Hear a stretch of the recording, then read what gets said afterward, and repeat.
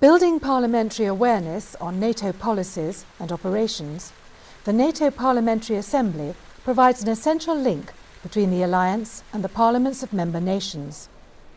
Since the end of the Cold War, the Assembly has integrated into its work parliamentarians from those countries in Central and Eastern Europe and beyond who seek a closer association with NATO. The NATO Parliamentary Assembly held its 54th annual session in Valencia from 14 to 18th of November 2008, hosted by the Spanish Parliament. The event brought together some 340 legislators from North America and Europe. As NATO is approaching its 60th anniversary, we have asked leading members of the NATO Parliamentary Assembly to share their views on the role of the Assembly and the future of the alliance. What is the role of the NATO Parliamentary Assembly? To be in the NATO Parliament, it is a great experience. That is a great platform to exchange views of parliamentarians of the NATO member states and beyond. The way NATO PA can contribute is that we can discuss things among parliamentarians, and parliamentarians would take the idea, the information they get back home in their own parliaments and then contribute to the national parliament's discussion of this. I can recall in the late 70s, early 80s, the Assembly was actually in front of NATO, and certainly prior to the collapse of the Soviet Union. We were visiting the Soviet Union, Eastern and Central Europe, and finding out what was happening. So when NATO did enlarge, or sought to enlarge, we had been arguing the case for some years. The same with our Mediterranean dialogue. We were a decade ahead of NATO in pursuing a policy of relating to countries in North Africa and the Middle East. Sometimes we're behind NATO, but generally speaking, I'm very proud of the fact that politicians can sometimes say things that civil servants and political leaders aren't prepared to say. So I think it's a good record. I'm very proud of it. I think the NATO PA plays a key role, actually, in the transformation, because it used to be, and especially during the Cold War period, that the administrations and the governments in various countries determined what would happen when it came to NATO. Now the general public expects to have their say, and of course they have that say through parliamentarians. I think it's fair to say that we don't do revolutions in the NATO PA, but what we can do is that we can contribute to the evolution of the NATO, and that's what we do here actually. Je crois que la discussion évidemment doit précéder très largement la décision, et donc cette information permet des discussions dans les parlements nationaux et donc de déterminer évidemment quelles vont être les positions de nos gouvernements respectifs. I think the NATO Parliamentary Assembly has had a very important role to play in the transformation, being the key forum for democratic discussion within the alliance. We as members of Parliament have a very important role to play in conveying our people's opinions and views. Here we have the chance to discuss that and voice their opinion within the alliance here at the NATO PA. L'Assemblée parlementaire de l'OTAN, à l'occasion de cet anniversaire, a un rôle accru, un rôle important pour garantir la transparence, la légitimité démocratique. Même nous avons un rôle critique à l'égard parfois de nos gouvernements. I think our recommendations and our discussions, result of our discussions, influence a lot to the headquarters of NATO to be considered and to insert the parliamentarian dimension of the thought, of the approach, because Parliament is linked between NATO and the people and the national parliament. It's also very important to understand and to give the message to the public opinion how NATO is important as an international organization and how important is that parliamentarians from all the member countries participate in this big process for the benefit of us all. The possibility of all the new or the potential new member countries to debate with their colleagues from the alliance was a major contribution to understand each other, and I think it facilitated massively the enlargement. How can the NATO Parliamentary Assembly serve your electorate? the safety of our citizens is of extreme importance.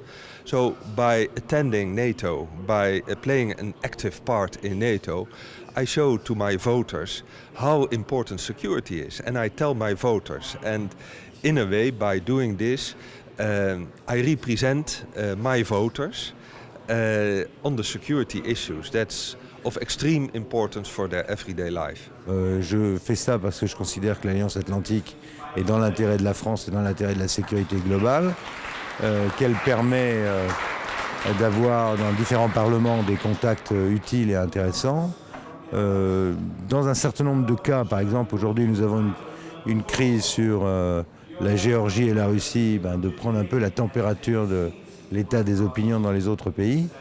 C'est ça l'intérêt. Mais sur mon problème électoral local, ma présidente de l'Assemblée de l'OTAN ne m'a pas rapporté une voix, ça je peux vous rassurer. They don't care. The people care more about local things. So if I travel to this meeting, my voters don't care. The reason why I participate is to get information, obviously. But the second and maybe most important thing is that it gives us parliamentarians a chance to network. And that is long-lasting networks, and that is perhaps the most important thing about NATO PA. I learn a lot from about the politics we do, but I also learn from my colleagues how they do politics, and that's interesting. Well, NATO has become the security agency really for much of the world. It has become that. It's kind of morphed to that almost unplanned in some cases, I believe. But and the public, I think the public certainly in Canada accepts that. They understand there is a need for a body to provide security in situations where there is nobody else. They understand that the United Nations simply can't garner the security forces needed to do that. So NATO is more and more providing that. As NATO celebrates its 60th anniversary, what does it mean to you? I think that looking ahead to NATO's 60th anniversary, we really need to convey the message that NATO is not only a viable organization, but that is an indispensable backbone of international security. NATO is arguably one of the most important organizations in the entire world.